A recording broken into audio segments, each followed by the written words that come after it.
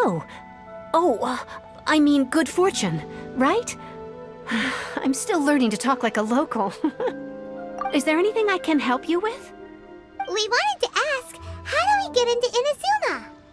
Oh, so that's why you're here. Well, there is a way. Great! We came to the right person! But the chance of success is incredibly small. Huh. Incredibly small? Then how did you get out of Inazuma in the first place? It was in leaving Inazuma that I found out just how dangerous this method truly was. All I had to rely on was a little wooden raft that I'd put together myself. There was a storm raging ahead of me, and my pursuers were close on my tail. After I'd escaped their clutches, I floated on the open ocean for I don't know how many days.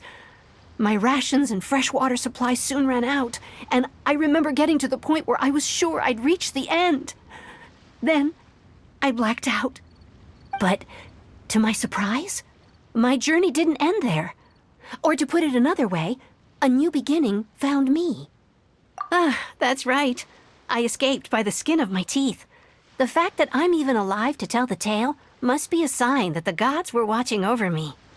What a horrible journey! And you set off knowing how dangerous it was? Why? Well, because everything is just too restrictive over there.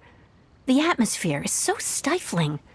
The Kanjo Commission subjects everyone leaving or entering the nation to a protracted approval process, and I felt like I didn't belong there. Kanjo Commission? What's that? Along with the other two commissions, they oversee everything in Inazuma. We usually collectively refer to them as the Tri-Commission. I suppose they're equivalent to the 8 trades under the Liyue Chising. One of the obligations of the Kanjo Commission is to conduct rigorous identity checks on all individuals leaving or entering Inazuma. All non-nationals are processed centrally on Rito upon arrival. Meanwhile, the Tenryo Commission is responsible for implementing the recently promulgated Vision Hunt Decree.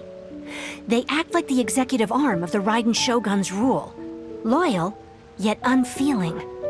It doesn't feel good to speak ill of my home like this, but after spending so long under that oppressive atmosphere, I begin to lose all hope for the future. What I mean to say is, unless you have an extremely compelling reason to go to Inazuma, you should abandon your plans of trying to get there. You should know that the sea around Inazuma is engulfed in a perpetual tempest of wind and rain.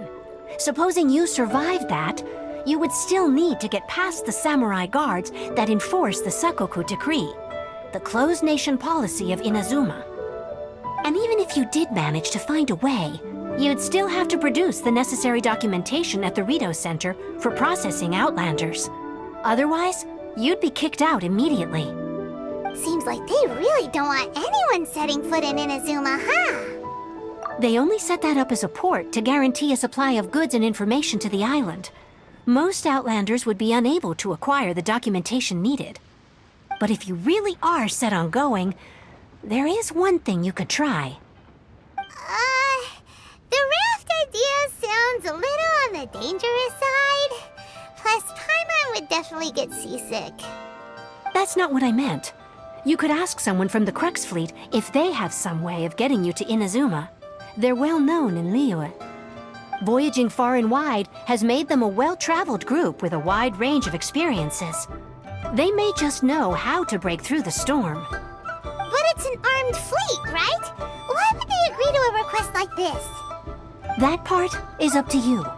If you're able to persuade their captain, Beidou, then the hardest part will be out of the way. The Alcor is the flagship of the Crux Fleet.